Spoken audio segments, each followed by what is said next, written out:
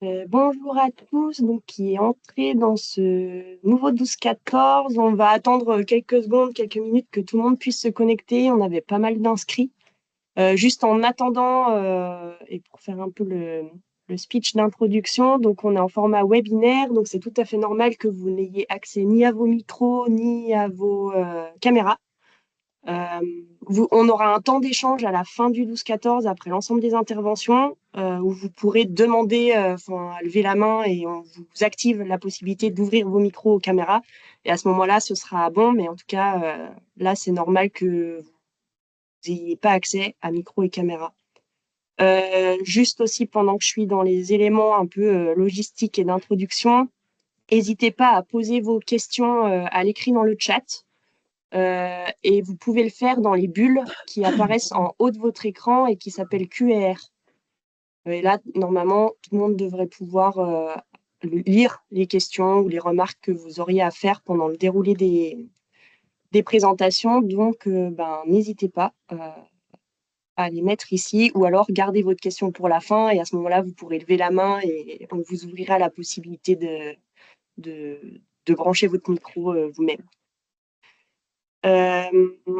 On est à 24 personnes présentes. J'attends encore peut-être quelques secondes, voir si on passe la trentaine avant d'entamer. Et puis sinon, on sera ce nouveau 12-14.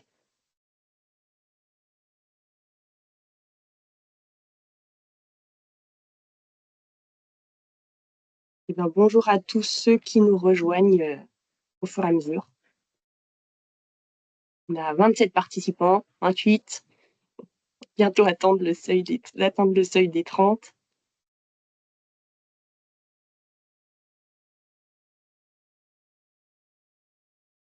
Et bonjour à tous ceux qui nous rejoignent. Ah, ça y est, on a atteint le 30e participant, donc on va pouvoir se lancer. Juste donc pour ceux qui nous rejoignent actuellement, c'est tout à fait normal que vous n'ayez accès ni à votre micro, ni à votre caméra. C'est le format qui veut ça. On pourra vous le donner, vous y donner accès à la fin, au moment où on ouvrira les échanges avec vous tous. Donc, bienvenue dans ce nouveau 12-14 d'octobre qui, maintenant, c'est un petit peu une habitude est consacrée à la question, alors soit du DALO, soit du DAO. Donc, cette année, on se consacre à la question du DAO, donc droit à l'hébergement opposable, et on a intitulé ce 12-14, cesser d'en faire un droit accessoire, point d'interrogation.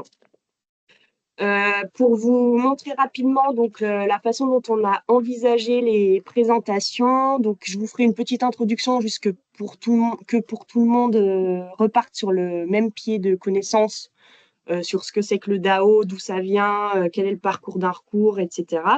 Puis ensuite, on aura l'occasion d'entendre Nathalie Blanc, donc directrice adjointe du SIAO de l'Isère, qui nous remettra un petit peu le contexte sur l'hébergement en Isère à partir de chiffres du SIAO. Ensuite, on aura la chance d'entendre Cécile Legendre, donc, qui est bénévole aux permanences d'Un Toit pour tous, donc pour aider à la constitution des dossiers DALO ou DAO. Et ensuite, on aura une lecture un petit peu à deux voix du fonctionnement de la commission de médiation de l'Isère. Je vais revenir sur ce qu'est la commission de médiation de l'Isère, donc vous en saurez davantage dans quelques minutes. Mais à cette occasion, on aura l'occasion d'entendre Michel Marant, qui est le représentant d'Un Toit pour tous au sein de cette commission, et Jean-Yves Balestas, qui en est le président.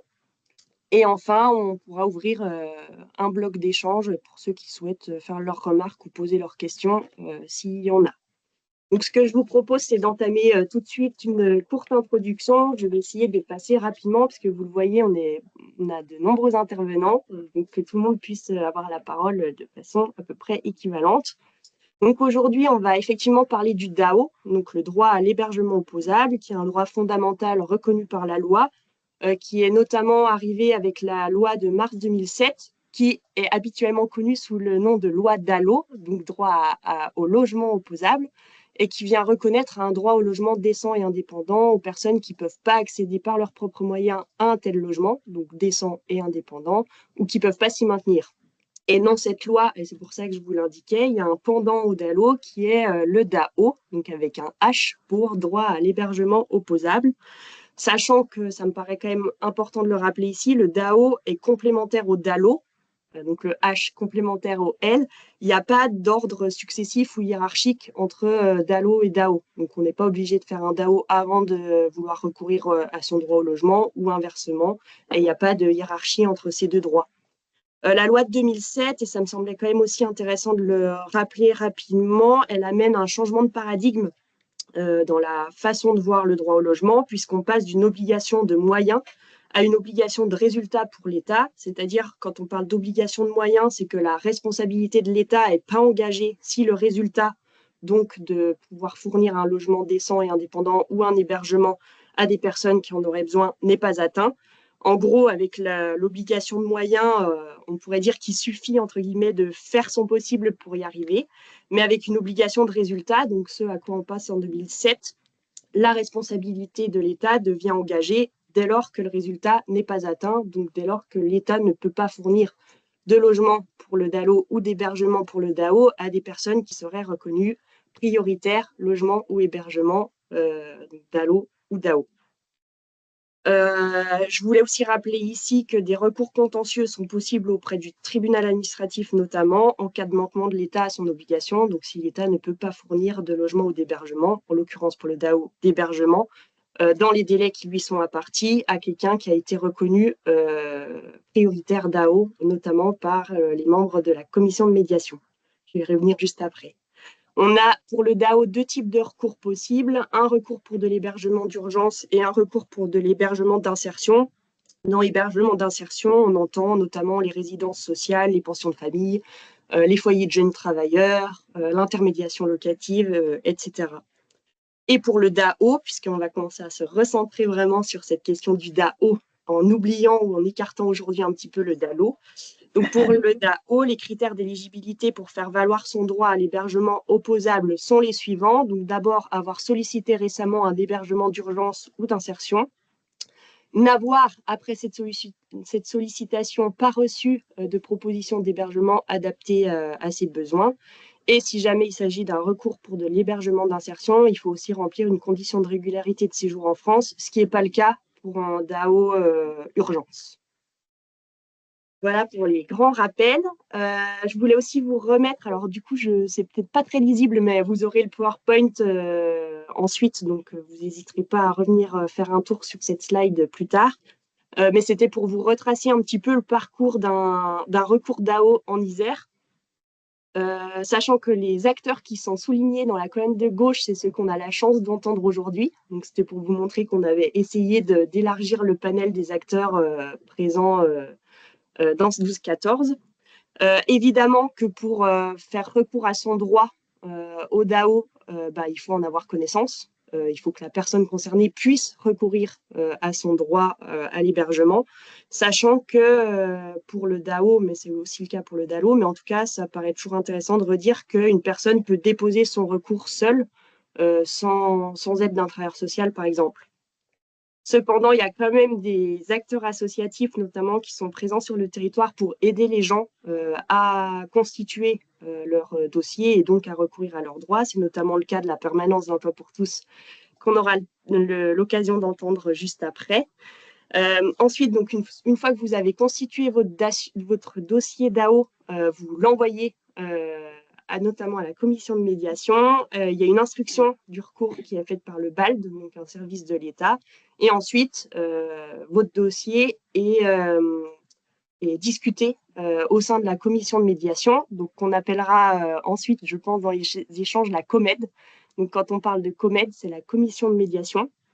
On y reviendra, enfin, en tout cas, M. Balestas et Michel y reviendront plus tard pour vous décrypter un petit peu ce qui s'y passe, les visions du DAO qu'ont les différents membres de cette COMED. Mais donc, c'est la commission de médiation qui joue un grand rôle dans ce procédure de recours, puisque c'est ses membres qui vont, en discutant, juger ou évaluer si votre dossier est prioritaire vis-à-vis de l'hébergement, et donc vont vous prioriser DAO ou pas. Ensuite, je passe toutes les petites flèches à gauche.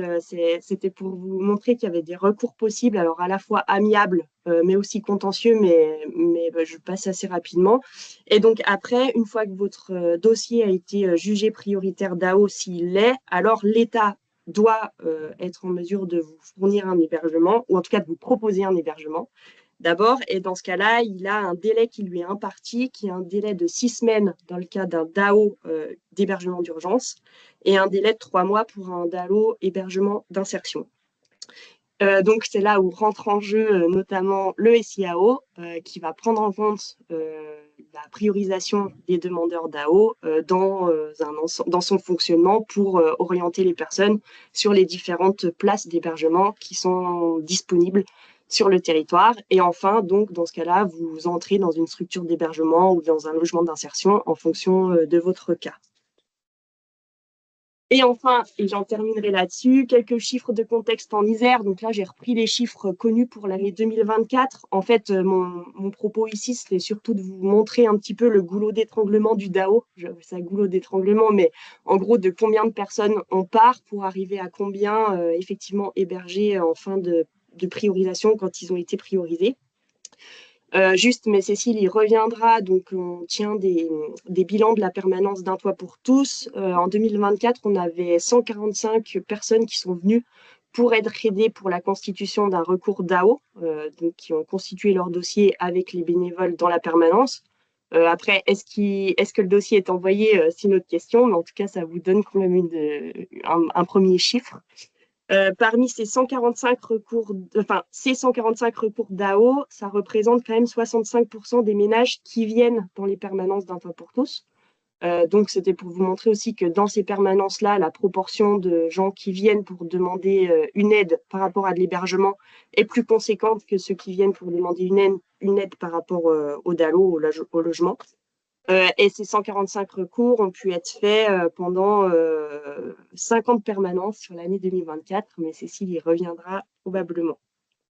Ensuite, en 2024, on a 355 recours qui ont été déposés auprès, notamment pour être ensuite passés en commission de médiation. Il y a 332 recours qui sont examinés en 2024 par la COMED, dont 136 qui vont être priorisés, donc qui reçoivent une décision favorable par rapport à leur priorisation sur leur demande d'hébergement opposable. Et enfin, il y en a 66 qui ont été hébergés en 2024 par notamment les différentes structures d'hébergement sur le territoire. Et là, c'est Nathalie qui reviendra sur ces orientations via les données du SIAO. Ce que soulignent aussi ces chiffres, et ce que vous commencez probablement à voir apparaître, c'est une certaine tension aussi, et qu'on va voir plus particulièrement dans les différentes présentations, mais entre l'état de l'offre, le nombre de places d'hébergement d'urgence et d'insertion sur le territoire, et puis la demande qui est bien là, et les besoins qui sont bien là au vu des chiffres que je vous présentais ici et des personnes qui ont fait recours à leur droit à l'hébergement en 2024. Et du coup, on va passer aux différentes interventions, en commençant par celle de Nathalie Blanc, donc directrice adjointe au SIAO de l'Isère, sur le contexte de l'hébergement au regard des données SIAO. Bonjour à tous. Donc, on voulait vous proposer de faire un peu une petite photo de l'offre et des demandes d'hébergement qu'il y a sur le territoire de l'Isère. Donc, au niveau de l'offre d'hébergement, on est parti sur les données 2024 qui sont plus certaines. Là, les 2025, on les a aussi, mais elles font encore l'objet de vérification. Donc, en 2024, comme vous le voyez, l'offre d'hébergement et de logement adapté qui est à la main du SIAO de l'Isère, il y a une forte proportion d'hébergement d'insertion, qu'on appelle hébergement d'insertion ou logement adapté, logement accompagné, ça a différents noms. Donc, les CHRS, tout ce qui est hors CHRS, c'est des hébergements autres avec un accompagnement moindre. Ensuite, on a l'intermédiation locative, l'IML, sous différentes formes, sous location, mandat de gestion, bail glissant. Et enfin, du logement adapté, pension de famille et résidence accueil qui existe sur le département de l'Isère.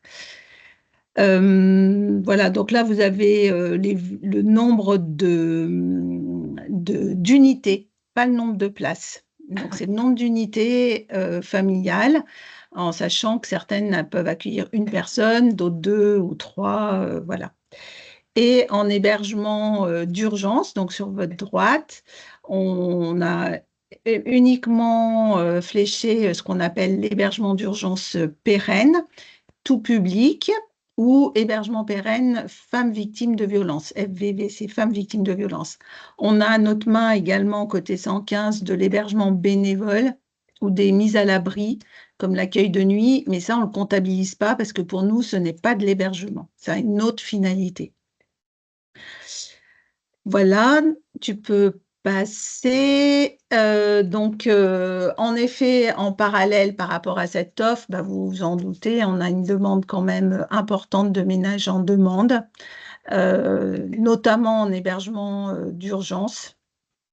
Voilà, donc sur un groupe de places de 1162 en hébergement d'insertion, eh ben, nous avons 1462 ménages en demande.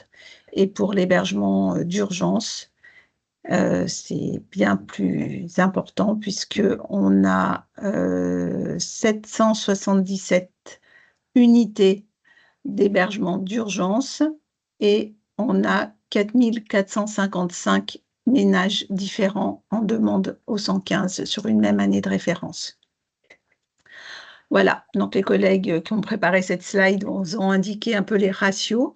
Donc, on a en hébergement d'insertion 1,3 ménages pour une unité disponible et en hébergement d'insertion 5,7 ménages pour une unité d'hébergement, d'urgence disponible.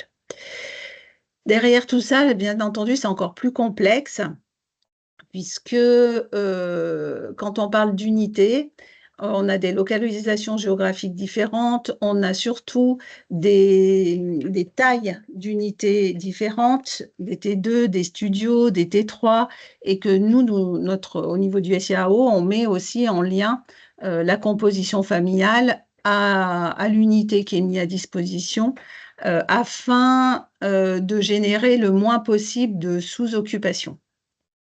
Et de suroccupation, bien entendu, mais surtout de la sous-occupation. Donc, voilà, il se peut que dans ces ménages qui sont en demande au 115, on sait qu'il y a par exemple une majorité d'hommes seuls, mais à contrario, dans notre offre d'hébergement d'urgence, on a très peu de petites unités pour personnes isolées. Voilà. Donc, il y a aussi ces corrélations qui sont parfois compliquées à établir et d'autres éléments qu'on doit tenir compte aussi dans les orientations, la localisation du lieu d'hébergement, bien entendu, mais aussi sa configuration. Est-ce que c'est du collectif, du semi-collectif, du diffus, et de le mettre en lien avec les besoins repérés concernant le ménage concerné. Voilà, il y a des personnes pour qui être en hébergement collectif, il n'y en a plus beaucoup, mais surtout en semi-collectif, n'est pas possible pour des problèmes de santé, pour d'autres raisons. Donc, on doit aussi tenir compte de tous ces éléments-là. Voilà, donc c'est vrai que cette alchimie et cet équilibre à trouver entre le demandeur et l'offre, elle est et quantitative, bien entendu, mais également qualitative, puisque voilà, on essaye de proposer des choses qui sont au plus près des besoins des ménages concernés. Tu peux passer, Marie. On a fait un petit zoom parce que bien entendu, la complexité, elle est aussi liée par les volumes, hein, volume de demandeurs et volume d'offres, mais pas que. On est aussi sur des durées de séjour qui sont longues. Et voilà, l'État actuellement met un zoom sur les questions de fluidité autour de l'hébergement, mais c'est pas pour rien, parce que en effet, là, on vous a indiqué des durées d'hébergement moyens selon un peu les segments. Bah, vous voyez que sur l'hébergement tout public, c'est-à-dire l'hébergement d'urgence, on est à 34 mois de délai moyen, de durée moyenne de séjour par ménage. Voilà. Et les sorties vers le logement, pareil, on vous a indiqué un peu les pourcentages. Donc forcément, c'est aussi lié aux critères d'entrée dans ces dispositifs, puisque chaque dispositif a des critères spécifiques. On vient d'éditer un guide sur tous les critères d'hébergement et logement adaptés. On pourra peut-être le mettre à disposition pour ceux qui souhaitent. Voilà, ça donne une belle vision aussi de ce qui est possible et bien entendu au regard également de la situation administrative sur le séjour, sur le territoire, pour, parce que ça, c'est vraiment un critère fondamental sur les orientations, notamment ce qu'on appelle l'hébergement d'insertion et le logement adapté au logement d'insertion, comme disait Marie tout à l'heure. Voilà, donc une petite photo visuelle hein, de l'implantation de l'offre d'urgence en Isère. Donc là, on est sur des volumes en nombre de places pour le coup et pas en unités. Donc avec un gros rond sur l'agglo, bien sûr. Et puis la deuxième slide, c'est l'offre d'hébergement d'insertion, logement adapté. Donc sur les deux photos, vous voyez qu'il y a des territoires où il n'y a rien. Donc, ça nécessite aussi, selon les requérants, même s'il y a une majorité de requérants qui sont quand même sur l'agglomération grenobloise, mais il y a des territoires où on serait vraiment très en difficulté de pouvoir proposer quelque chose s'il y avait nécessité, pour une raison d'emploi ou autre, à rester sur le territoire. J'ai essayé de vous sortir quelques éléments d'un bilan qu'on a transmis à l'État là, sur les éléments chiffrés 2024. Donc, il y a 180 ménages qui nous ont été désignés comme prioritaires d'AO par le BALD. Donc, à l'issue de chaque commission de médiation, nous recevons un tableau de prioritaires et urgents. Donc, il y a une petite différence de chiffre par rapport à ce que tu as présenté, je crois, Marie, tout à l'heure. Je me demandais pourquoi, mais je crois aussi qu'on a des personnes qui font plusieurs recours dans l'année. Donc, ça, c'est peut-être une des raisons. En tout cas, Oui, nous en... et je pourrais revenir Vas-y. dessus après, mais il y a une histoire de données en stock et données en cohorte, et je pense qu'on n'a pas pris la D'accord. même base. Mais à mon avis, D'accord. c'est... Alors moi, là, je me suis vraiment basée du 1er janvier 2024 au 31 décembre 2024. On nous a signifié 180 ménages prioritaires qu'on a inscrits. Voilà. Sur ces 184, sur ces 180 ménages désignés dans l'année, 50% n'ont eu aucune proposition dans cette même année. Ce qui ne veut pas dire que début 2025, ils n'aient pas eu de proposition, hein. Donc voilà. Ensuite, 37% de ces requérants de l'année 2024, c'est les 66 dont tu faisais mention, ont une proposition dans la même année. Mais sans doute que beaucoup plus ont une proposition sur l'année 2024 parce que c'était des personnes qui ont été prioritaires, enfin, considérées comme prioritaires sur des commissions de médiation antérieures au 1er janvier. Sur ces 66 ménages, bien entendu, une forte proportion, presque 60%, ont été orientés sur de l'hébergement d'urgence. 18% sur du logement adapté et hébergement d'insertion et 26%, alors là, je n'ai pas différencié, mais c'est essentiellement sur de l'hébergement d'urgence, 26% ont eu une proposition d'hébergement qui a été refusée par le demandeur. Sur ces refus demandeurs, on n'a pas toujours les raisons. Certains requérants nous envoient un courrier explicatif de l'objet du refus. Donc voilà, je ne peux pas le préciser aujourd'hui. C'est souvent l'éloignement géographique qui est mentionné quand même. 1% accèdent à des dispositifs asile en gestion OFI. Donc, ça a représenté 2 ménages sur l'année. C'est à la marge, mais c'est des choses qu'on essaye de travailler en plus étroite collaboration avec l'OFI. 7 ont accédé à un logement, signature de bail, c'est-à-dire qu'on a eu cette information soit au moment de leur proposer un hébergement, soit au moment d'une réactualisation d'une demande par le service social.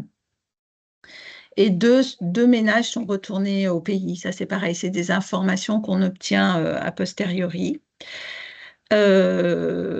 Et quand même 13 ménages pour lesquels il n'y a eu aucun contact ou perte de lien. Alors, la perte de lien, ça concerne essentiellement l'hébergement d'insertion, puisqu'on demande à un service social de faire une évaluation sociale. Et là, c'est le service social qui nous dit, ben, on n'a plus de lien avec le demandeur, on ne peut plus le contacter, on ne peut même pas lui faire une proposition s'il y avait besoin. Aucun contact avec le demandeur, c'est plus souvent le cas, ça concerne quasi en exclusivité les requalifications d'ALO en DAO. C'est vraiment une particularité. C'est-à-dire que c'est des ménages qui ne sont pas du tout connus du SIAO. Ils reçoivent, si je ne me trompe pas, un courrier leur demandant de prendre la tâche, soit avec le 115, soit en se rapprochant d'un service social. Mais en fait, on n'a jamais de demande par ces biais-là, donc on peut pas, on n'a aucun coordonné, ni numéro de téléphone, ni rien. On peut rien traiter derrière. Voilà, rapidement, j'ai essayé d'être dans mon temps de parole, mais je reste bien entendu disponible sur Ouais. d'autres questions. Eh ben, merci en tout cas Nathalie pour ce balayage. Moi, ce qui me paraît important de retenir, bah, c'est d'abord l'attention sur le parc d'hébergement social ou d'insertion que tu as mis en évidence avec les chiffres. Et puis peut-être quelque chose que j'ai pas redit, qui me paraissait assez évident, mais peut-être qu'il y a nécessité de le redire. C'est pas parce que quelqu'un va déposer un recours DAO que non seulement il va être priorisé, mais c'est pas non plus parce qu'il sera priorisé qu'il aura nécessairement une proposition d'hébergement qui lui sera faite, et pas non plus dans les temps qui normalement sont impartis par la loi. Alors, oui, Mm. oui, les temps, j'ai même pas évoqué, je crois, mais parce que on n'est pas du tout dans les temps, dans les délais. On est vraiment au-delà. Ça mériterait, enfin, j'ai pas eu le temps de le faire pour cette fois-ci, mais ça mériterait vraiment de se pencher sur les délais. Mais on est bien au-delà des 6 semaines pour l'hébergement d'urgence, ça c'est certain. Mm. Et du coup, tout ça pour faire un petit peu ma transition avec l'intervention de Cécile, donc, qui est bénévole dans les permanences d'un toit pour tous, donc pour l'aide à la constitution des dossiers d'ALO et d'AO, qui du coup, elle, accueille les personnes avant même que ces personnes-là envoient leur recours, qui justement le dira probablement, mais doit être confrontée régulièrement à la nécessité d'expliquer aux gens que c'est pas parce qu'il y a recours qu'il y a forcément solution à la fin. Mais du coup, je te passe la parole, Cécile. Voilà, je vais d'abord préciser que je ne suis pas toute seule à recevoir les personnes. On est un groupe d'une bonne dizaine de bénévoles, un toit pour tous, qui nous relayons pour assurer les permanences. Alors les permanences, je le rappelle rapidement, nous en faisons une fois par semaine à la Maison des associations, et ça depuis que la loi a été votée et la commission de médiation mise en place. Et depuis quelques années, nous faisons également une permanence par mois à Point d'Eau et une par mois à Femmes SDF, le local des femmes. On reçoit dans ces permanences, Marie, tu as dû donner des chiffres aujourd'hui de l'ordre de 300 personnes sur une année, enfin sur l'année 2024. En 2019, par exemple, on était à 230. Je donne ces chiffres pour montrer que voilà, le nombre de gens qu'on reçoit, il n'est pas du tout en diminution, et au contraire plutôt en augmentation. L'autre évolution notable, c'est qu'on reçoit de plus en plus de personnes qui viennent pour un problème d'hébergement. Il y a vraiment eu une inversion de tendance. Au début de la mise en œuvre du DALO, on recevait essentiellement des gens qui étaient confrontés à un problème de logement. Aujourd'hui, c'est l'inverse, 65% en 2024. Je crois que ça rejoint les chiffres de Marie, qui sont venus pour un problème d'hébergement. Alors, ces personnes, c'est évidemment des publics très en difficulté, c'est beaucoup d'hommes isolés, mais des femmes également, c'est des couples ou des personnes isolées avec enfants. Hein, quand on regarde le nombre de personnes concernées par les demandes qui nous sont faites à la permanence, le nombre d'enfants est conséquent. Donc, ça veut dire des enfants qui vivent dans des conditions très difficiles. La plupart de ces personnes, elles sont sans domicile, donc elles dorment à la rue, les femmes sont quelquefois accueillies à l'accueil de nuit, même si Nathalie a raison de dire qu'il s'agit plus d'une mise à l'abri que d'un hébergement, mais au moins elles ont une semaine où elles vont à l'accueil de nuit, puis après elles sortent et elles font de la place à d'autres. Enfin voilà, c'est ça qu'on constate. Donc des personnes sans domicile qui ont une demande urgente, enfin le problème il se pose pour le soir même, hein, où est-ce qu'elles vont dormir, surtout quand l'hiver arrive. Or, on sait les problèmes du DALO, les problèmes de délai concernant le DAO et le DALO, mais particulièrement le DAO. Compte tenu de l'urgence, encore une fois, des situations, c'est plusieurs semaines pour avoir une réponse de la commission de médiation et un nombre de semaines encore bien plus important pour avoir un hébergement quand on a été priorisé par la commission de médiation. Ces personnes, elles sont très souvent dans une situation administrative qui fait qu'elles ont peu de droits. Je dis bien peu exprès parce qu'on considère qu'elles ont, je pense que c'est partagé, qu'elles ont quand même des droits, mais c'est vrai qu'elles en ont peu. Elles n'ont en particulier pas accès ni au logement ni à l'hébergement d'insertion. Donc, la seule solution, c'est l'hébergement d'urgence. Eh ben, on vient de rappeler, là, je ne vais pas insister hein, sur le fait qu'il est saturé, enfin, ou insuffisant, je ne sais pas quel mot il faut utiliser, peut-être les deux. Et puis, on sait également qu'il n'y a pas forcément de... Alors, c'est aussi des personnes qui n'ont pas d'accompagnement social, très souvent, puisqu'elles n'ont pas ni domicile fixe, ni une situation... Enfin, les personnes avec enfants ont un accompagnement par le CILEF, mais les personnes isolées, en particulier les hommes, ils n'ont pas de l'équivalent.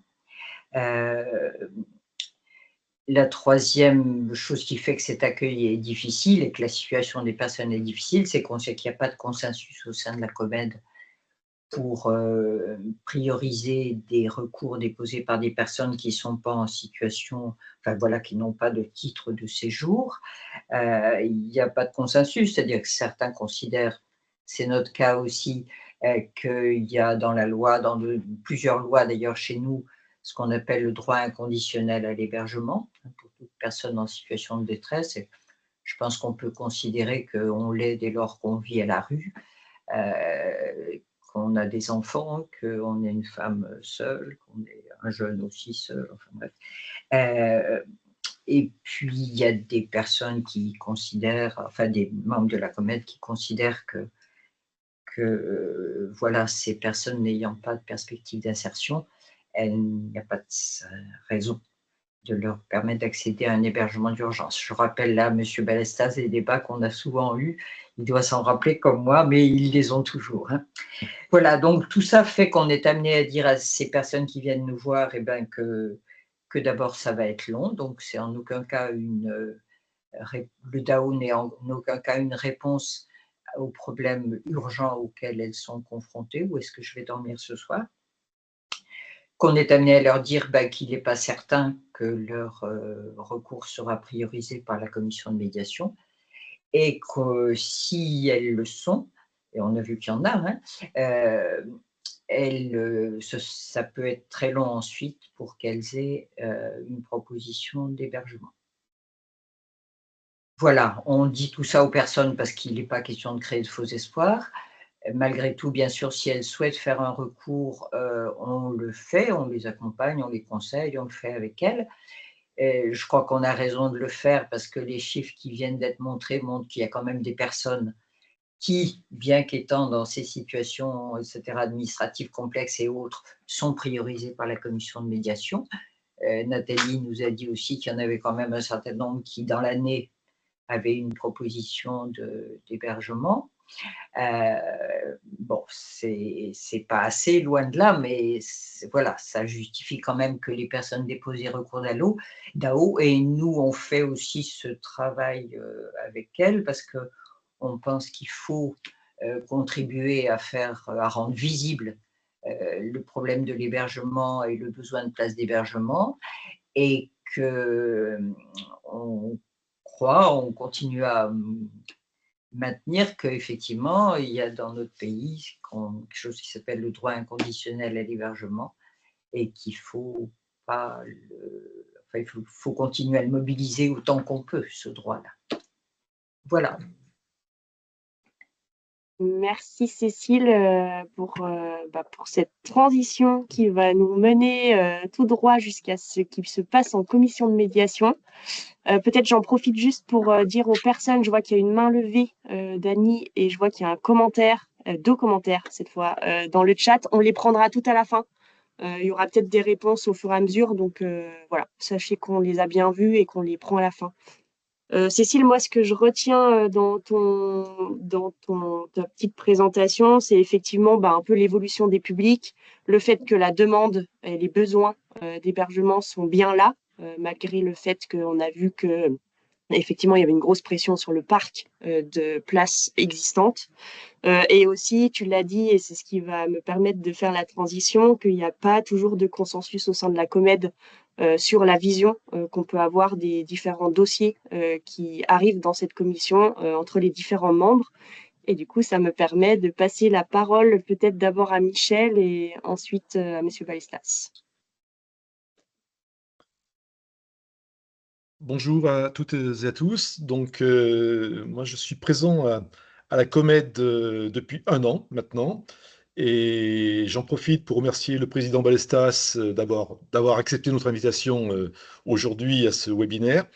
Et deuxièmement, le remercier parce qu'il anime la Comède dans un rôle qui n'est pas facile, toujours. On a des convictions les uns et les autres, et notamment par rapport aux problématiques des dossiers DAO. Donc, le président Balestas fait parfois un petit peu de l'équilibre, si j'ose m'exprimer, mais il en parlera lui-même mieux que moi, bien entendu. Mais on a affaire effectivement à des dossiers parfois complexes et compliqués, et qui, je dirais, depuis 1 an que je les parcours, quand on sort de Comède au bout de 3-4 heures de réunion, on a vraiment, on dit, mais c'est pas possible de laisser des gens comme ça à la rue, sans solution. On sort vraiment avec les tripes très serrées, je vous prie de le croire.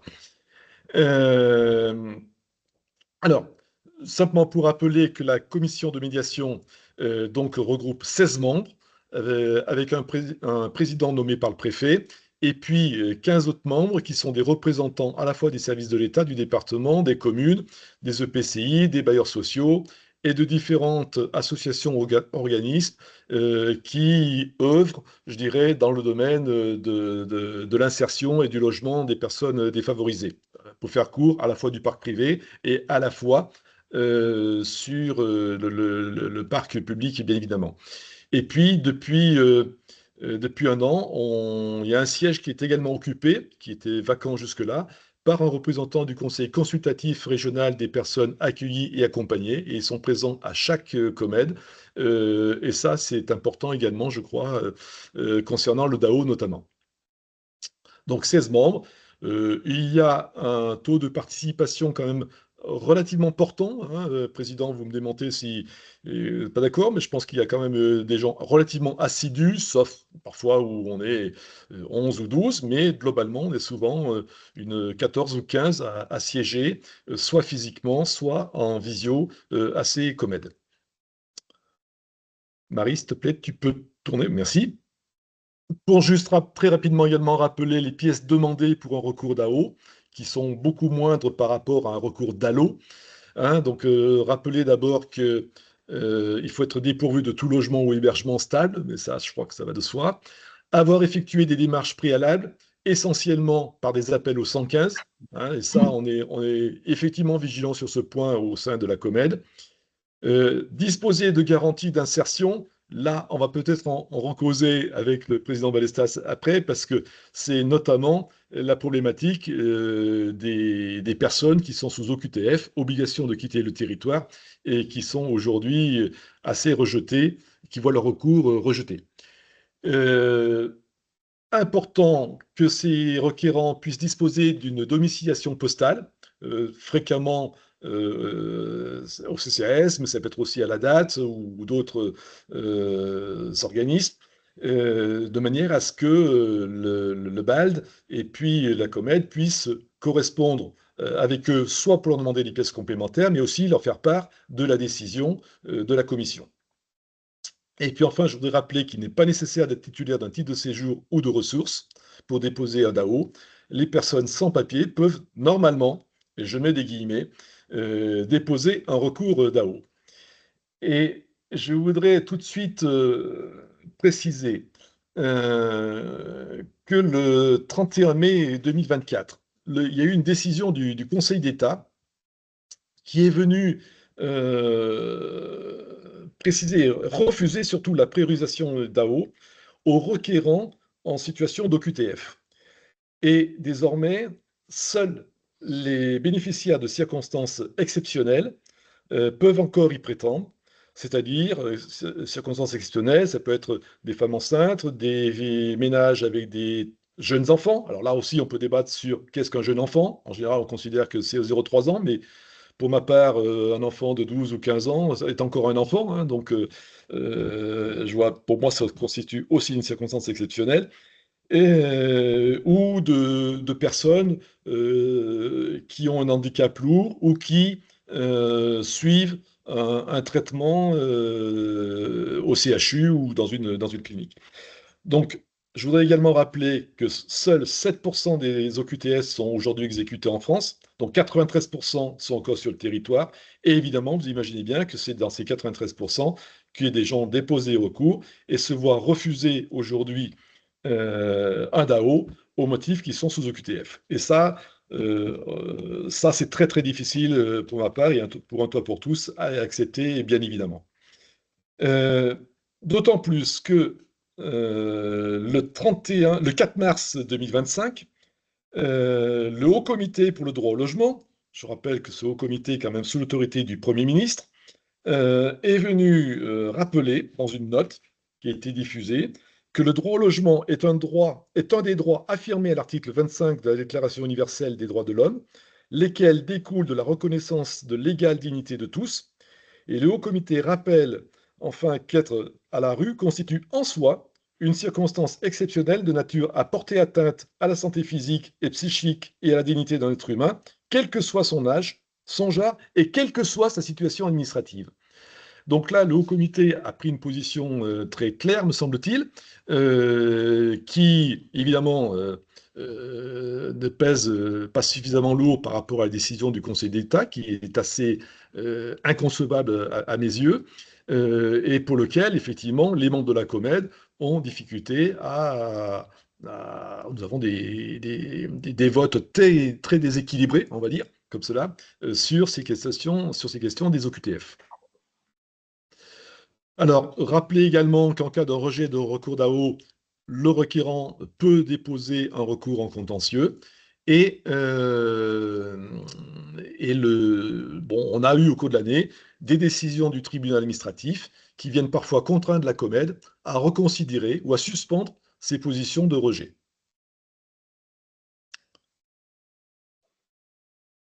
Quelques chiffres également. Alors, pour ma part, j'ai les chiffres. Alors, on va se croiser. C'est pas forcément toujours les mêmes par rapport à Nathalie Blanc ou Marie. Pour ma part, j'ai pris des chiffres sur les 12 derniers mois. Je vous dis, 2024, ça commence à être loin. 2025 n'est pas achevé. Donc, j'ai pris des chiffres d'octobre 2024 à septembre 2025. Alors, ça donne une autre vision. Mais on retombe à peu près sur les mêmes données, à savoir 330 dossiers d'AO qui ont été examinés en commission, à côté des 463 dossiers d'ALO. Hein, voilà. Donc, déjà, préciser que un toit pour tous, on accueille à peu près 65% de recours d'AO. En commission, c'est l'inverse, c'est-à-dire qu'on a en gros un tiers de dossiers qui sont des DAO et 2 tiers des DALO. On a eu 160 dossiers reconnus prioritaires, donc pas très loin de la moitié. 99 rejetés, 28 ajournés, c'est souvent pour des demandes de compléments d'information, et ça, la Comède estime qu'on n'a pas tous les éléments pour pouvoir effectivement prendre une décision. Et puis 43 dossiers qui ont été considérés comme sans objet, 13%, notamment pour des personnes qui ont été, durant l'instruction, qui ont été relogées ou trouvé une solution. Un tout petit focus sur les motifs de rejet, sur les principaux, c'est notamment absence de garantie d'insertion, donc les OQTF, j'en ai parlé précédemment, l'absence de démarche préalable, pas d'appel au 115, refus d'une proposition de logement, Nathalie Blanc l'a évoqué également, donc à peu près pour un quart, nous disait-elle, et puis pour une absence de pièce d'identité, malgré que le fait que cette pièce ne soit pas exigée dans le CERFA, nous avons très souvent avec le président Valstad des discussions à ce sujet, si je peux concevoir comme lui qu'aujourd'hui il est difficile d'entamer une démarche sans justifier son identité, je regrette quand même que le CERFA ne soit pas en adéquation avec les intentions et avec les pièces demandées par la Comède de l'Isère. Voilà. Là, il y a une petite distorsion, on va dire, qui pourrait être dans les coups. Merci Michel. Peut-être juste une précision par rapport à ce que tu disais, peut-être pour les gens qui nous écoutent et qui sont pas forcément familiers de tout ce qu'on peut se dire là, et notamment du fonctionnement de la Comède, et peut-être que le président y reviendra, mais donc juste vous redire qu'il y a bien 16 membres au sein de la Comède qui peuvent être présents ou pas en fonction des Comèdes, et que quand il y a des discussions, et vous me contredirez s'il faut, mais quand il y a des discussions sur certains dossiers, la priorisation favorable le fait que ce soit favorable ou défavorable se joue au vote, Oui. avec voix prépondérante du président. Mais ce qui peut Absolument. expliquer, Michel, peut-être Absolument. certains éléments que tu redonnais pour Non, clarifier un petit peu cet aspect. Très bonne précision, Marie. Et du coup, ça me permet de nouveau de faire la transition avec Monsieur Balestas, et peut-être qu'il pourra justement revenir un petit peu sur son rôle de président de la Comède et sur les différentes visions que Michel commençait à évoquer, que vous pouvez avoir sur les dossiers. Bonjour à toutes et à tous. Oui, alors je suis président de la Comède. J'ai été désigné par le préfet et à la différence des autres membres, le mandat n'est pas, je vais dire, les membres sont désignés pour 3 ans, renouvelables une fois, et moi j'ai la possibilité de rester longtemps. Bon, je suis là depuis de nombreuses années par volonté politique. Laquelle? Ben, c'est de dire qu'un droit essentiel qui est celui de l'hébergement, qui est le droit, à mon avis, primaire, quoi, de pouvoir avoir un toit, je trouve que ce droit, grâce à la Comède, est démocratiquement défendu. Et je suis un attaché de la démocratie, et je suis attaché à ce que le citoyen puisse avoir un recours. Et là, ce droit est reconnu par la loi, et c'est très important, et je le défendrai jusqu'au bout. Donc c'est cette notion de démocratie, on va y revenir. Deuxième point, il y a une Comède par département. Alors, il y a des départements où il n'y a pas de problème, parce que le nombre de dossiers est réduit et que les places d'hébergement correspondent. Donc, lorsqu'on va en Ardèche, lorsque l'on va même dans l'Ain, c'est des débats qui sont simples, puisque les solutions sont accessibles. Par contre, lorsqu'on va en Savoie, en Haute-Savoie, dans le Rhône ou dans l'Isère, le chantier est complexe, puisque le nombre de requérants est bien supérieur au nombre de places disponibles. Ça, c'est le premier point. Le deuxième point, c'est l'accès à ce droit. On parle toujours de l'accès au droit, et en tant qu'élu, je bagarre auprès des CCAS pour qu'on bien défende cet accès au droit. Et un toit pour tous, ce n'est pas de la flagornerie, hein. Un toit pour tous participe à cet accès au droit. Il est encore insuffisant, hein, parce qu'il y a plein de gens qui ne connaissent pas leur droit d'accéder à cet hébergement. Et grâce à un toit pour tous, les dossiers sont montés, mais malheureusement, on voit des dossiers qui sont mal montés parce qu'on a oublié d'appeler le 115. C'est-à-dire que c'est le droit primaire. Vous avez la possibilité de demander de saisir la Comède que si vous démontrez que vous avez en première intention sollicité le 115, le SIAO, pour voir si effectivement il y a des places disponibles face à votre situation. C'est donc que s'il n'y a pas de place disponible, que si vous avez manifesté votre volonté, répété, le délai est de l'ordre d'un appel tous les 2-3 mois, si vous manifestez votre volonté de recherchez un hébergement d'urgence, mais que le dispositif n'y répond pas, alors à ce moment-là, vous avez accès à la COMED, mais à défaut, votre dossier est rejeté pour absence de démarche préalable. Donc ensuite, comment ça se passe? Vous avez eu le tableau des 16 membres. On va dire qu'il y a un premier camp qui est celui de l'État, avec des représentants. Il y a un deuxième camp qui est celui des élus locaux. Voilà, on a le tableau. Il y a bien sûr le département, les communes et les EPCI. Puis après, il y a le troisième camp qui est les représentants des associations de bailleurs, de locataires et de personnes défavorisées. Quand je dis camp, ce n'est pas du tout un terme militaire. C'est qu'il y a quand même, on sent bien trois blocs qui interviennent avec des appréciations distinctes en fonction, disons les choses, hein, en fonction des positions politiques des uns et des autres. Alors je ne dis pas que les services de l'État font de la politique, mais on voit bien que dans leur position, ils sont en train de dire, attention, il y a peu de places d'hébergement, il faut les réserver qu'à vraiment ceux qui sont en nécessité d'hébergement, et à contrario, celles qui, à leurs yeux, ne paraissent pas effectivement en position de réclamer un hébergement d'urgence, il y a souvent des votes défavorables. Après, les communes et les départements, ça dépend de la position politique. Ça, c'est sur le plan effectivement des pensées politiques. On voit bien qu'il y a là aussi des divergences qui interviennent dans les votes. Et puis après, il y a les bailleurs sociaux qui apportent souvent un point technique parce qu'ils ont des accès qu'on n'a pas forcément tous. Alors je râle parce que s'il y a des accès qui ne sont pas connus par la commission avant que les travaux commencent, j'estime que c'est pas normal. Donc il faut vraiment que tout le monde soit en équité pour avoir les informations complètes à l'ouverture des travaux. Mais les bailleurs sociaux peuvent apporter une note un petit peu technique sur la situation. Et puis les associations comme Un Toit pour tous, qui, à travers l'humanité, à travers cette volonté chemille au corps de permettre à ces personnes qu'elles rencontrent et qui sont en situation d'exclusion de pouvoir accéder à l'hébergement. Voilà, ça c'est formidable, c'est l'expression démocratique des militants que je respecte énormément. Alors, chaque dossier est représenté par une fiche. Il y a donc une fiche qui indique la situation du requérant. Avec M. Marron, on est d'accord sur le fond, mais pas sur la forme. C'est-à-dire que moi, j'estime que quelqu'un qui est requérant, il doit s'identifier. Donc, il doit présenter soit une carte d'identité si c'est possible, mais plutôt un passeport quand il est étranger. Et dans ces conditions, on peut savoir à qui on a affaire. Mais le document officiel ne l'exige pas.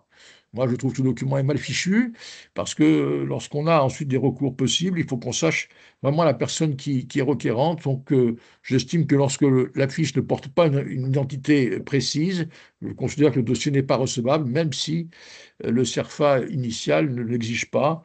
Mais c'est pour moi un respect, je dirais, des droits fondamentaux. Celui qui réclame un droit, il doit pouvoir se présenter et pas arriver à visage caché. Donc, la fiche comporte l'identité pour moi.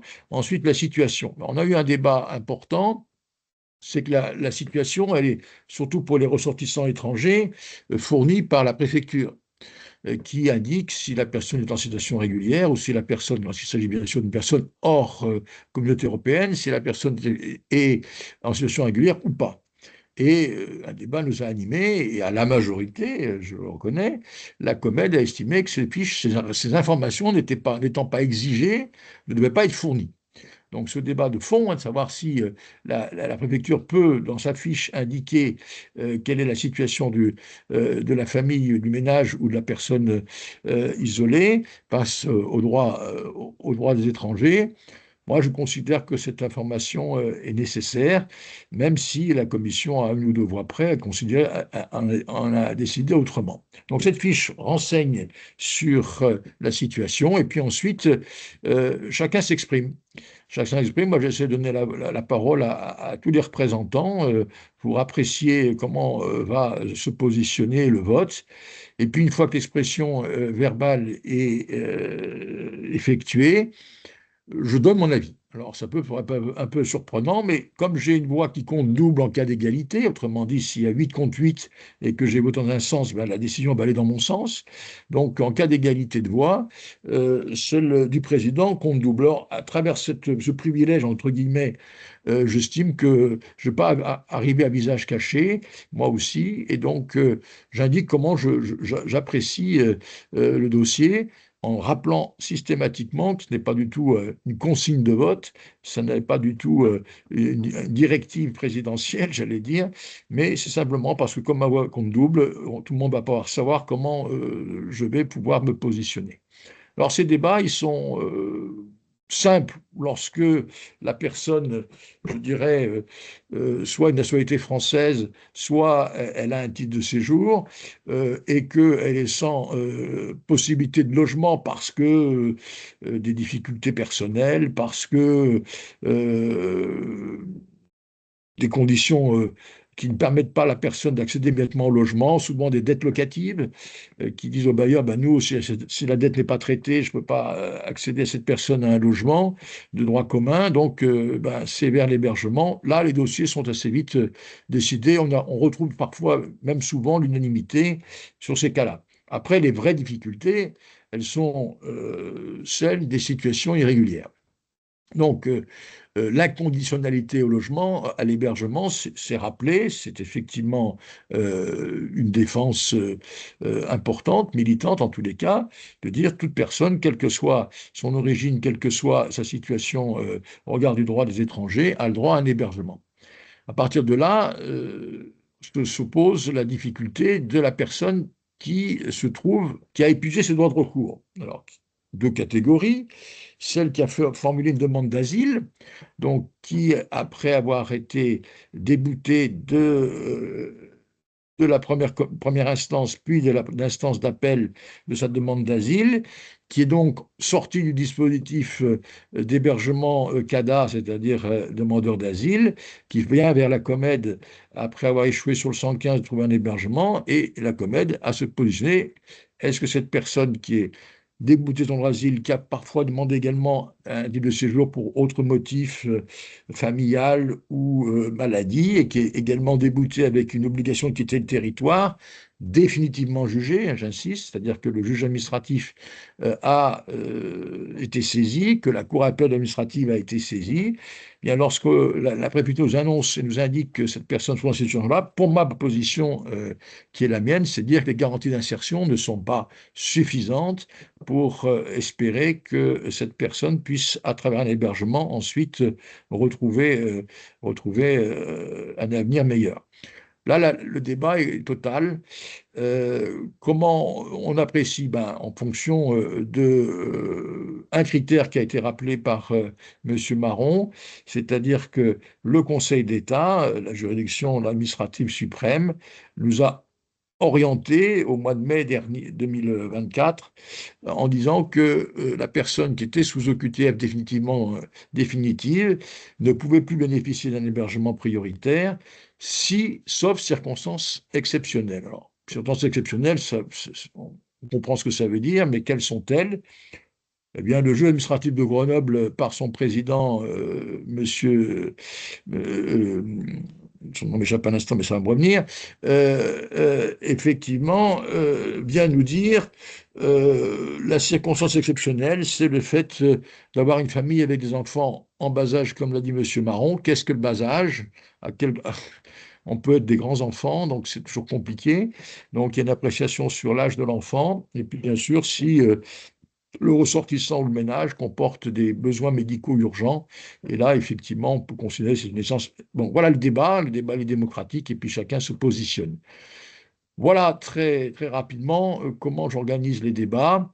En tous les cas, c'est vrai que c'est passionnant et on ressort tous, quelle que soit notre origine, qu'elle soit d'État, départementale, communale, on ressort tous avec la boule au ventre lorsque l'on voit des ressortissants étrangers qui ont seulement traversé au péril de leur vie des mers hostiles et se retrouver au bord du chemin sans solution et qu'on refuse un hébergement. Je suis le premier à ne pas être heureux de cette situation. Je le dis avec humanité, mais voilà, j'essaye en tous les cas de tenir ce critère qui est le mien, celui de la possibilité d'insertion pour un meilleur avenir. Merci. Je ne sais pas si ça apporte des réactions chez nos intervenants ou pas. qui sait pas. On a eu quelques questions dans le chat et on a une main qui s'est levée. Donc, je propose peut-être. Alors, j'ai répondu à une, je vais peut-être l'évacuer, mais elle rejoint ce qui vient d'être dit sur le premier point du recours à son droit, qui est effectivement d'avoir l'information qu'on a ce droit-là. Et du coup, j'en reviens aux permanences d'un toit pour tous. Et il y avait une question, Cécile, dans le chat qui était: est-ce qu'il y a des conditions pour orienter vers cette permanence? Donc, je me suis permis de répondre qu'il n'y avait pas de conditions et que les permanences se tenaient le lundi après-midi à la Maison des associations de Grenoble. Mais est-ce que tu veux compléter peut-être ou... Non, il y a effectivement aucun filtre, même pas celui des rendez-vous, puisqu'on a fait le choix de recevoir les personnes sans rendez-vous. Ça veut dire que quelquefois elles attendent un peu, mais voilà, ça nous paraît mieux comme ça. Les rares fois où on a essayé de fonctionner sur rendez-vous dans la période du Covid, on s'est aperçu que c'était pas adapté du tout à voilà, la situation de précarité et autres de ces personnes. Donc voilà, tout le monde peut venir. D'accord, merci. Donc, pas de conditions et puis une prise des personnes dans l'ordre d'arrivée, en gros, Oui. à la permanence. Et on avait une Marie, deuxième... juste Oui, vas-y, vas-y. de 13h à 16h, hein, juste pour préciser l'horaire. Oui, c'est vrai, j'ai dit après-midi, mais de 13h à 16h, merci. Et une autre question qui touchait la plus au contenu et au dossier en tant que tel à renvoyer au DAO. Donc, je vais me faire la voix de la personne qui a inscrit son message dans le chat, mais qui dit qu'elle travaille à la PAS GHM. Nous avons reçu une dame qui a besoin d'un certificat médical pour le DAO. Je voulais savoir ce que ce certificat médical doit contenir. Donc là, c'est une question très précise et très pointue. Donc peut-être, je ne sais pas, Cécile ou les membres de la Comet pourront apporter une réponse. Voilà, je vous laisse. Il n'y a pas de certificat médical en soi d'exiger comme pièce. Simplement, puisqu'on parlait aussi de circonstances exceptionnelles ou de prise en compte personnalisée tout à l'heure, euh, un justificatif comme quoi la personne, je dirais, est suivie, que ce soit par le CHU ou un traitement lourd, etc., peut effectivement appuyer et prendre en compte sa demande de manière plus urgente. Voilà, c'est tout. Mais ce n'est pas une pièce en soi d'un dossier DAO. C'est juste pour appuyer une demande et montrer le caractère urgent ou exceptionnel de la demande. Donc Moi, c'est je une pièce confirme qu'à la facultative. permanence, si les personnes font état de problèmes de santé, on leur demande de nous préciser de quoi il s'agit.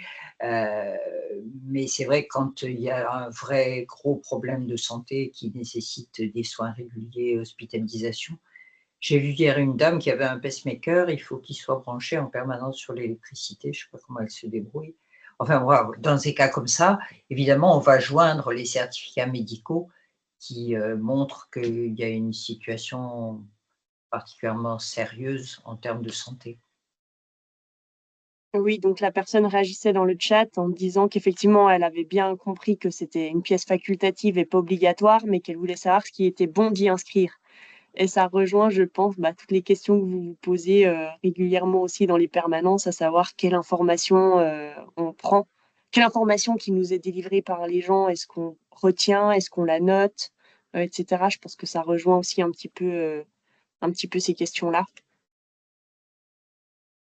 Oui, nous, on a le souci de pas être démago, je ne sais pas comment dire, on ne veut pas créer des espoirs.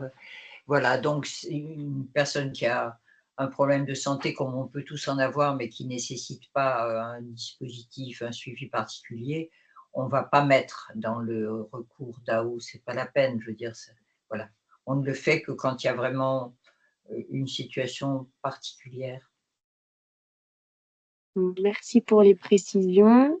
Et ensuite, on a une demande d'intervention, donc une main levée de Annie pour la CSF. Tu me diras, Annie, si c'était bien une main levée volontaire, parce que parfois, ça arrive que les gens appuient sur la main sans vouloir précisément la lever. Mais du coup, je t'ai donné la possibilité d'ouvrir ton micro. Donc, si tu veux prendre la parole. tu peux ouvrir ton micro et poser ta question ou faire ta remarque à l'oral. Et si d'ici quelques secondes, je t'entends pas parler, je considérerai que c'était une main levée involontairement.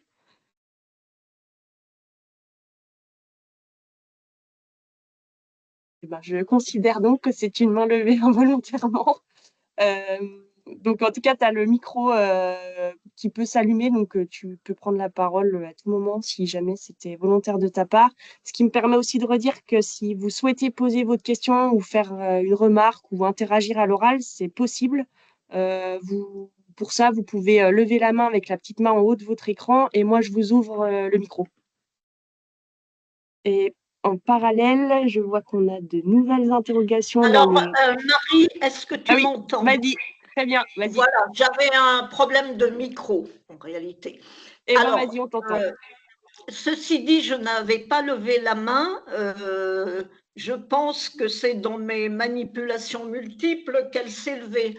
Mais du coup, je veux bien en profiter pour réagir. Voilà, alors je suis bien sûr entièrement d'accord avec ce qu'ont pu dire Cécile, Michel, même le président Balestas. Je réagis quand même simplement, ça n'est pas simple, sur cette notion de possibilité d'insertion qui me crispe toujours aussi dans les commissions. Voilà. Que veut dire possibilité d'insertion? On considère visiblement que n'avoir pas de papier en règle ne permet pas l'insertion.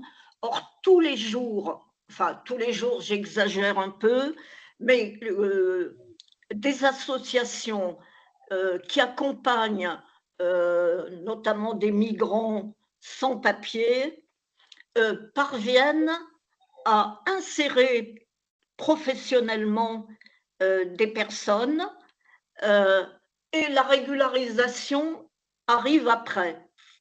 Donc, pour moi, c'est bien la preuve que ne pas avoir une situation régulière n'est pas rédhibitoire à l'insertion.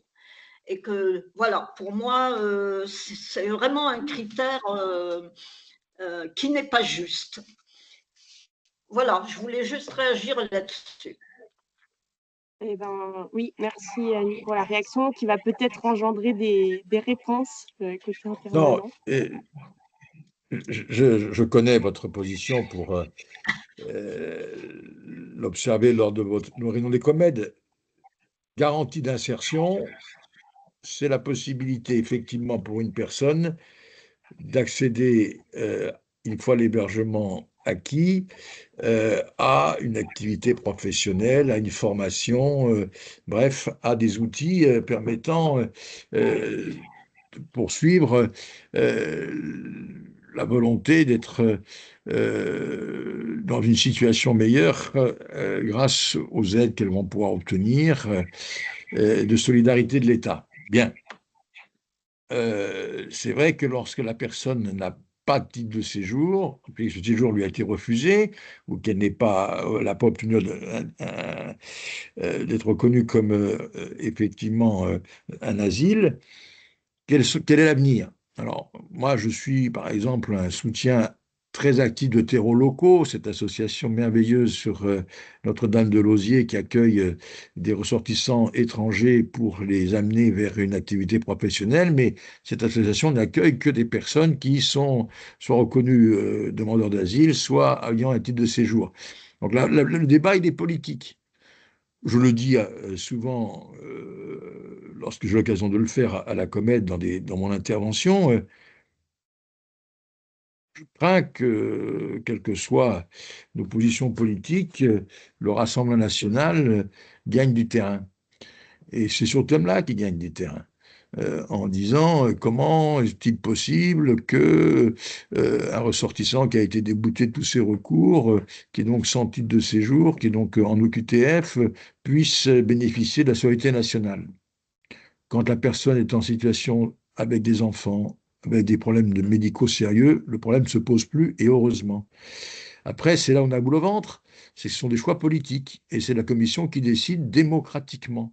Et je comprends votre intervention en disant ça ne veut rien dire, puisqu'un jour ça pourra peut-être si effectivement le préfet prend une décision spécifique de régularisation, mais c'est là au cas par cas, c'est plutôt démocratique, c'est unilatéral en fonction non pas d'une décision judiciaire, mais d'une décision préfectorale. Bon, moi en tant qu'élu, est arrivé effectivement d'avoir des familles formidables qui étaient investies dans les associations, les enfants jouaient au sport collectif, bref, mais qui étaient d'origine algérienne et qui, depuis 8-10 ans, attendaient désespérément un titre de séjour. Et je faisais des interventions personnelles en tant qu'élu pour dire au préfet, c'est pas possible. Ces gens sont totalement intégrés, sont totalement dans la vie, dans la cité. Certes, ils ne payent pas d'impôts parce qu'ils n'arrivent pas à travailler, enfin, ils ne travaillent pas officiellement. Ils sont entassés dans des logements qui ne sont pas... Bah, bref, je manifestais ma révolte parce que c'est effectif que ces gens-là avaient toute leur place dans la commune de Saint-Marcelin. Mais bon, voilà, la difficulté, elle est humaine, elle est en tout cas pour nous en tant que votants humaine, mais en tant qu'avenir d'insertion, elle est très compliquée. On en termine, je ne vais pas être très long, mais le vrai débat, c'est effectivement les ressortissants, on va dire, du Maghreb, où tant l'Algérie, surtout, mais même le Maroc et la Tunisie, eh bien, avec ces OQTF, refusent de recevoir leurs ressortissants sur leur territoire d'origine, et on se retrouve avec des OQTF qui n'ont plus de sens, qui ont 4-5 ans, et c'est vrai que on peut bien comprendre qu'on est dans une impasse totale. Mais voilà, il y a cette montée de ce parti extrême contre lequel je lutte cheville au corps là aussi, mais qui est forcément une réaction qui peut être très vite, être un courant, je dirais, d'entraînement que je déteste. Voilà. Alors, on voit que les crispations de vision vont se faire probablement autour de ce point-là.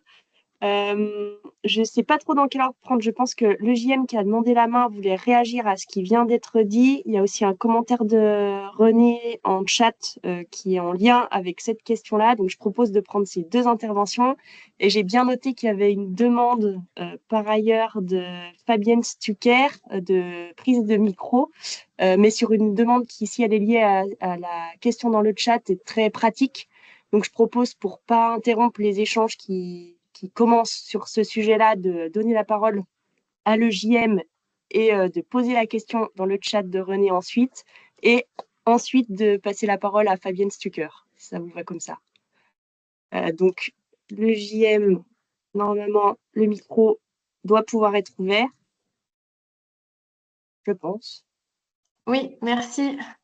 Bonjour et merci pour les interventions.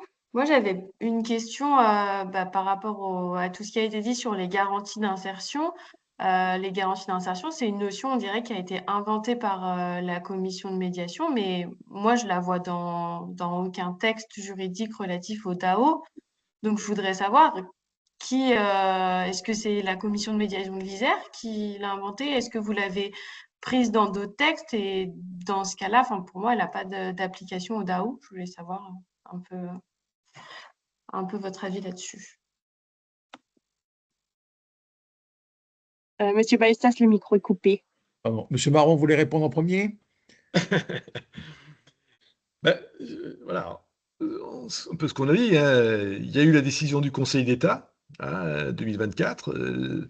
Donc celle-là, elle a fait très mal au DAO sur le plan du droit, ça c'est certain.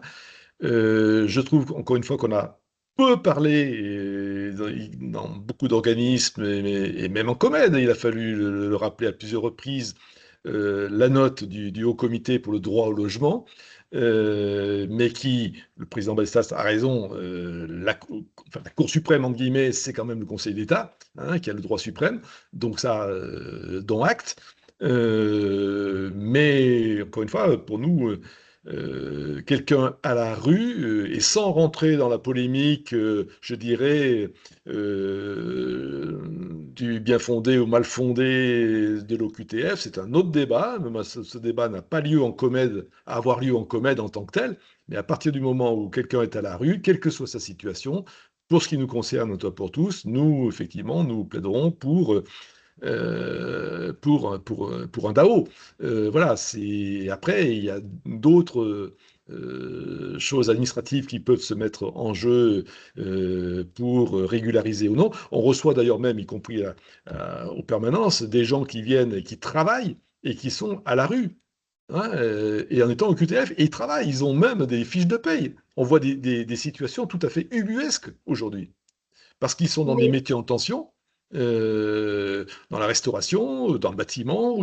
J'en ai reçu plusieurs qui sont dans les soins à domicile de nos aînés, hein, et ils sont au QTF et ils sont embauchés. On voit, on Mais voit- enfin, je suis plutôt d'accord avec vous. Je me permets de réagir parce que, enfin, je suis plutôt d'accord avec vous. C'est juste que la jurisprudence du Conseil d'État du 31 mai 2024, elle parle de circonstances exceptionnelles, mais à aucun moment elle ne fait référence à des garanties d'insertion. Et c'est Exact. pour ça, en droit, cette notion, elle n'existe pas. Donc, est-ce que des garanties d'insertion, ça peut être compris dans la notion de circonstances exceptionnelles, mais quand il y a des personnes qui reçoivent des décisions rejetées sur le fondement de l'absence de garantie d'insertion, c'est compliqué de leur expliquer parce que en droit, ça veut dire grand-chose au regard du DAO. Oui, c'est un débat effectivement très complexe. Euh, Pour moi, je considère que, mais c'est ma position qui vaut qu'une voix, hein, parmi les 16, hein, c'est pas celle qui doit s'être imposée à la Comède. Ma condition, c'est de dire, cet hébergement, c'est un droit essentiel, on est tous d'accord. Face à l'inconditionnalité à cet hébergement, si on considère que dès lors que la personne arrive sur le département de l'Isère, elle a le droit à un hébergement, ça entraîne des conséquences difficiles. Là, je prends l'autre casquette, celle d'élu, c'est-à-dire qu'il faut effectivement pouvoir gérer le flux de personnes qui arrivent dans ma commune pour réclamer un toit. Si on dit, bah, allez sur ma commune, vous devez l'héberger, ou là on dit sur le département de l'Isère, puis celui de la Comède, il faut l'héberger, vous imaginez le flux migratoire que ça représente. Donc, cette Comède-là, elle doit s'imposer, car elle doit donner une décision dont le recours est possible, sur des critères. Bon, le critère, c'est l'hébergement à tout prix pour la personne qui est en situation effectivement très difficile. Mais si c'est un point de départ pour accéder à d'autres droits, notamment le droit de travailler et le droit de se former, le droit d'élever des enfants avec des soutiens familiaux nécessaires, pour aller vers le logement ensuite, si ce droit, on le sait, ne sera pas possible puisque le bailleur va exiger un titre de séjour pour obtenir un logement, puisque l'employeur ne peut pas employer quelqu'un de façon clandestine, sinon il est poursuivi pénalement. Nous avons ce critère-là qui est celui qui est déterminant pour ces cas difficiles. Ça, je le conçois, mais on ne veut pas qu'il y ait d'arbitraire. On dit que dès lors que la situation est terminée au niveau des recours, hein, eh bien, sauf circonstances exceptionnelles, ce droit à l'hébergement prioritaire lui est refusé. Bon, c'est effectivement la position que je défends, mais elle est parmi les 16. Et ensuite, c'est vrai que par moment, il y a des minorités et des majorités qui changent en fonction des dossiers et en fonction de la composition de la Comède le jour de la séance. Donc, il n'y a rien d'arrêté définitivement. Mais du coup, votre position, elle doit quand même être fondée selon la loi Dallot et l'esprit de la loi. Et quand vous dites que vous devez faire un tri entre les priorités, c'est bien inscrit aussi dans la loi Dallot et dans son esprit que le rôle de la commission n'est pas de regarder l'offre d'hébergement qu'il y a en fonction des demandes, parce que c'est justement de statuer au regard de la situation de la personne seulement à cet égard-là et pas justement en fonction des places disponibles, parce qu'il y a aussi un rôle de la commission qui est de faire état de la demande d'hébergement. Il y a des chiffres qui sont montés. Donc, votre position, du coup, vous êtes en train d'expliquer que vous faites en fonction d'un point de vue très pragmatique, mais qui est un peu déconnecté du coup de l'esprit de la loi Dallot en elle-même. Bon, c'est votre appréciation. Je n'ai jamais pris une décision en fonction du nombre de places disponibles. Et ça, jamais, M. Marron pourra me le confirmer, on a ce type Absolument. d'information pour dire Vous parlez ah de ben flux ce migratoires, mois-ci, c'est pour ça? on a que quelques places, donc on va refuser tout le monde. Oui, c'est l'été, il y a beaucoup plus de places, donc on peut accueillir tout le monde. Ça n'a jamais été un critère.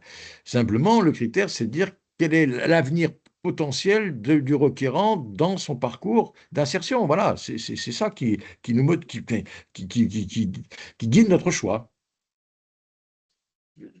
Je voudrais, si vous permettez, revenir sur la question du nombre de places, parce que en Isère, effectivement, enfin, le président Balstas l'a bien rappelé, on est sous une tension de places.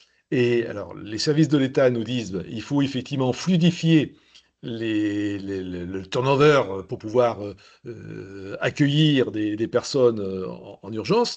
Très bien, mais en même temps, on voit, et Nathalie Blanc nous l'a démontré tout à l'heure, chiffre à l'appui, que la durée de séjour, je dirais, dans un hébergement d'urgence était de plus de 30 mois. Et on reçoit en permanence de la maison des associations, les lundis après-midi, des personnes qui sont en situation d'hébergement depuis 3 ans, et on leur demande de partir, donc elles viennent faire un dossier d'AO chez nous. Alors, oui, un peu, c'est le cercle vicieux là-dessus, on part dans des engrenages impossibles, et effectivement, on a en Comède une position qui est de dire ben, ils sont déjà hébergés, ceux-là, tant mieux pour eux, et enfin, ne mettons pas la rue, mais parfois il faudrait qu'ils soient retournés à la rue pour pouvoir refaire un DAO et repartir sur un cycle de 3 ans.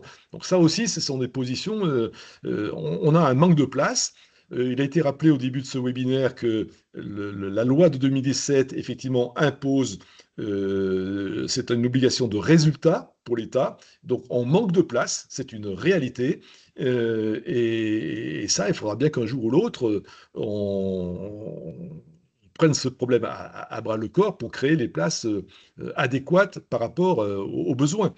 Mais je confirme ce que dit le président Balestas, c'est que on ne calcule pas nos votes en fonction des places disponibles. Ça, on n'a jamais, qui que ce soit, je pense, dans la Comède d'ailleurs, réagi en fonction de cela, sauf peut-être certains représentants de l'État.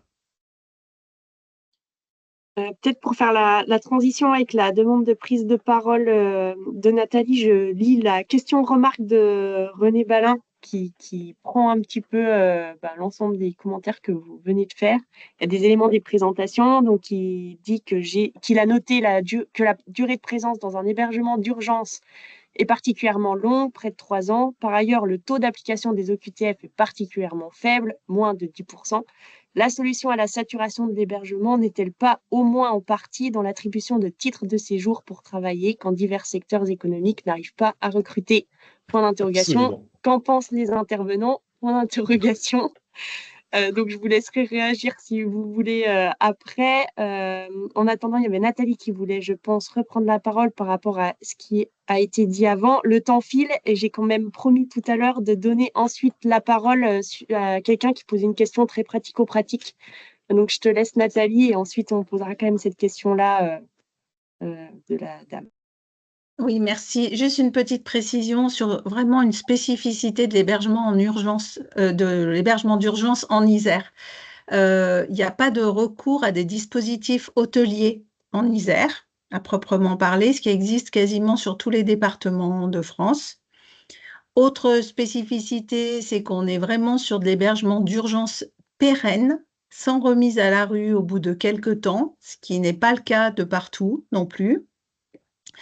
Et en effet, on est sur des durées de séjour très longues, mais vraiment très longues par rapport à d'autres départements sur l'hébergement d'urgence, mais aussi parce que si on regarde les sorties de l'hébergement d'urgence, c'est en Isère où il y a un taux d'accès au logement directement à partir de l'hébergement d'urgence qui est le plus important aussi.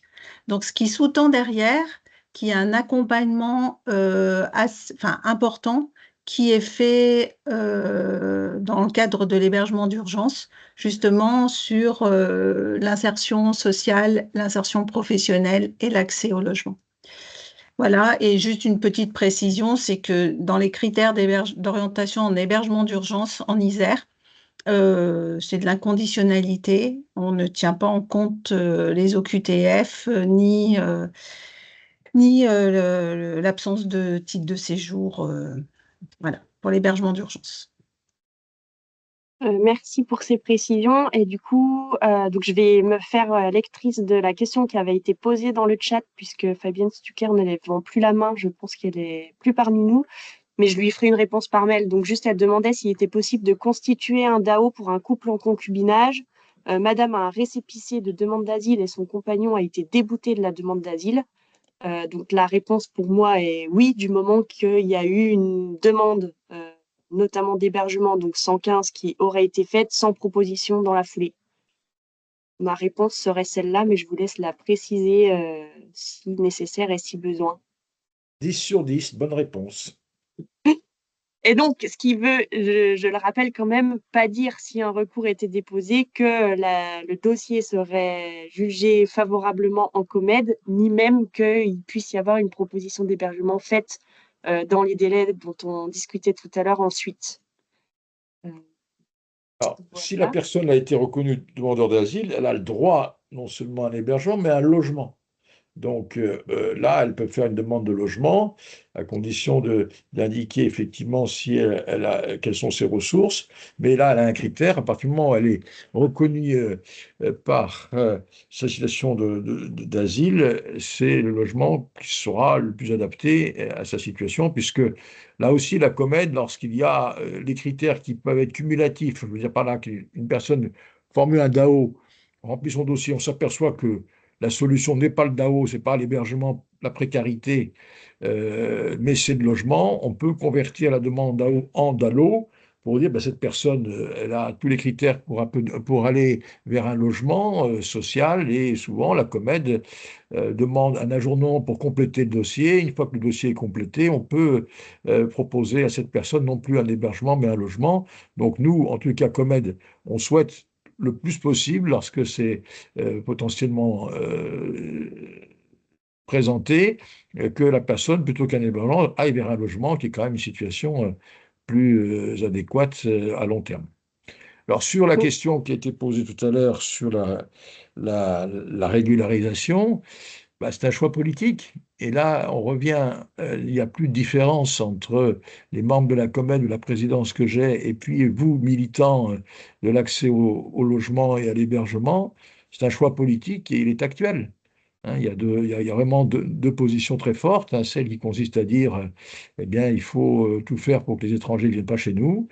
Celle-ci, malheureusement, je le dis et j'en suis très inquiet, dans les territoires notamment ruraux, elle est présente. Et puis il y a l'autre partie qui consiste à dire faisons au maximum pour que cette solidarité nationale aille vers les plus fragiles, notamment ceux qui viennent de pays en grande difficulté.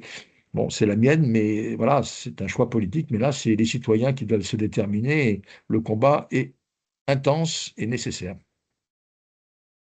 Merci. Et peut-être en conclusion, alors sauf si quelqu'un d'autre dans les intervenants Non, je veux dire, souhaitait... c'est toute la sagesse de René Badin qui s'est exprimée à travers son message et qu'on porte.